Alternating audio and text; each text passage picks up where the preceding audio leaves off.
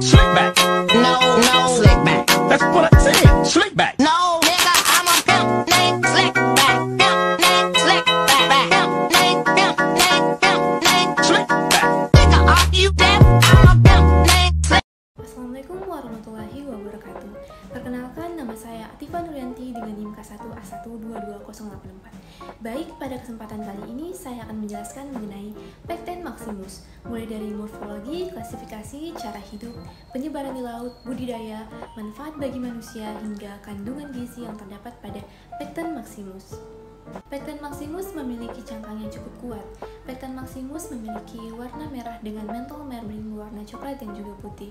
Pecten maximus juga dicirikan memiliki telinga yang ukurannya sama di dua bagian puncak, katup bawah atau kanan, berbentuk cembung dan sedikit dengan katup di bagian kiri atau atas kiri yang datar. Pecten maximus berasal dari kingdom Animalia, phylum Mollusca, kelas Bivalve, famili Pectinidae, genus Pecten, dan spesies Pecten maximus. Pecten maximus mampu berenang dengan cepat menutup katup dan mengeluarkan air pada kedua sisi engsel punggung, sehingga kerang bergerak dengan tepi melengkung cangkang paling depan. Melompat dicapai melalui relaksasi otot aduktor secara bertahap, diikuti dengan pembukaan dan penutupan katup secara cepat, sehingga engsel kerang melompat ke depan. Kerang besar memiliki kemampuan untuk berenang, dan dengan demikian, beberapa individu mungkin dapat melarikan diri dari faktor-faktor tertentu yang dapat mengancam kelangsungan hidup populasinya. Misalnya, tertahan atau meningkatnya paparan gelombang. Namun, berenang terbatas dalam hal jarak dan daya tahan, dan terutama diperuntukkan bagi reaksi melarikan diri, mengingat tingginya pengeluaran energi. Pecten maximus biasanya ditemukan pada cekungan dangkal di dasar laut, lebih menyukai area dengan pasir bersih, keras, kerikil halus atau berpasir, dan kadang-kadang ditemukan di pasir berlumpur. Distribusi spesies ini tidak merata. Pecten maximus biasanya terletak di cekungan kecil atau ceruk di dasar laut. Yang kelima yaitu cara menangkap di alam. Penangkapan atau pengambilan kerang raja atau Pecten maximus dari alam dilakukan dengan menggunakan alat tangkap khusus yang biasa digunakan dalam perikanan. Berikut adalah beberapa metode umum yang digunakan. Yang pertama, pukat tarik atau dragging. Metode ini melibatkan penggunaan pukat tarik yang ditarik oleh kapal perikanan di dasar laut. Pukat ini biasanya memiliki struktur seperti ember besar dengan gigi atau semacam penggaruk yang menyapu dan mengumpulkan kerang dari dasar laut. Yang kedua yaitu pukat udang atau beam trawl. Pukat udang digunakan untuk menangkap berbagai jenis biota laut termasuk kerang raja.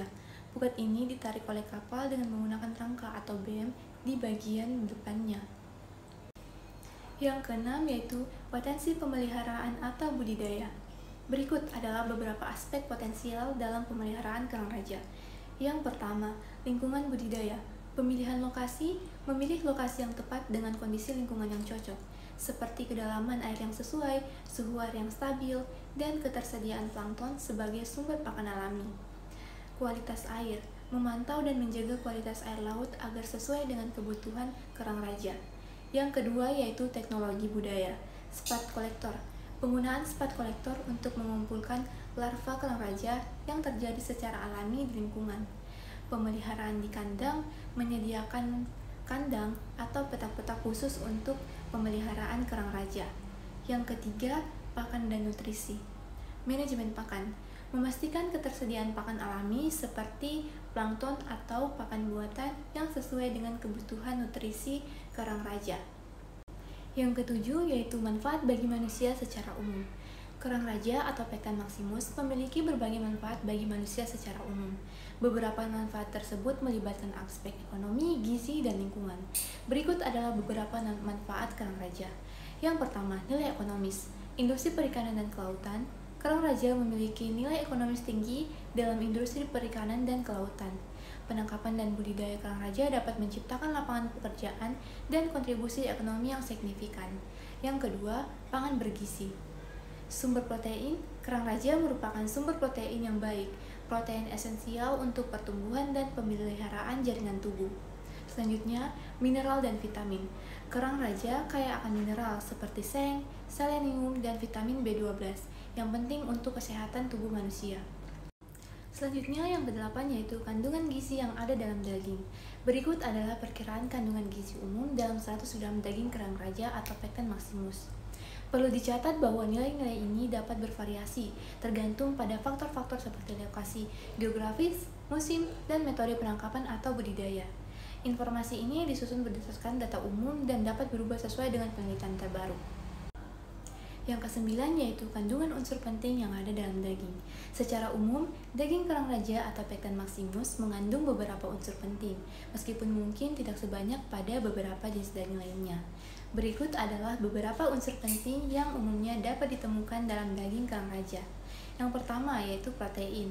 Fungsi utama membentuk dan memperbaiki jaringan tubuh, termasuk otot dan kulit.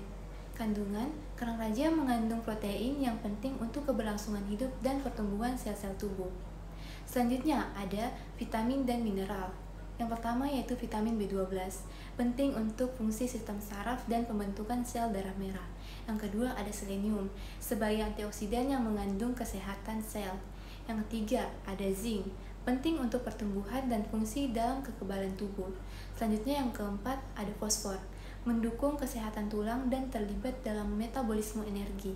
Selanjutnya yaitu asam lemak omega 3. Yang pertama ada DHA atau asam docosahexaenat dan EPA atau asam eicosapentaenat. Asam lemak omega 3 yang mendukung kesehatan jantung, otak, dan sistem saraf. Yang ke-10 yaitu kandungan vitamin atau mineral yang ada dalam daging. Berikut adalah beberapa vitamin dan mineral umum yang dapat ditemukan dalam daging kerang raja. Yang pertama yaitu vitamin.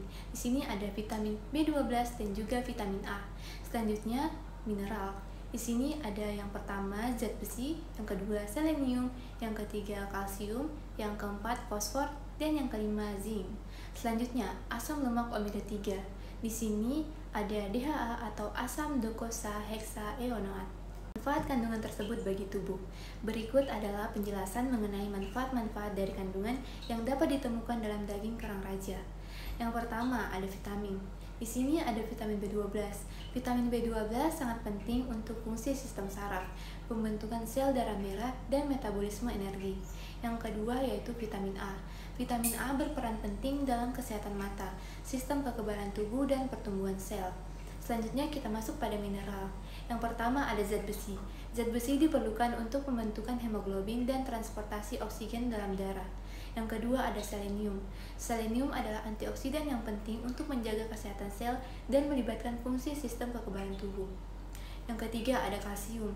Kalsium mendukung kesehatan tulang dan gigi serta berperan dalam kontraksi otot dan transmisi sinyal saraf. Yang keempat yaitu fosfor. Fosfor diperlukan untuk pembentukan tulang dan gigi, serta berperan dalam metabolisme energi. Yang kelima yaitu zinc. Zinc memiliki peran penting dalam fungsi sistem kekebalan tubuh, penyembuhan luka, dan metabolisme. Selanjutnya kita masuk pada asam lemak omega 3, yaitu ada DHA atau asam docosahexaenat. DHA adalah jenis asam lemak omega 3 yang berperan penting dalam perkembangan otak dan fungsi kognitif.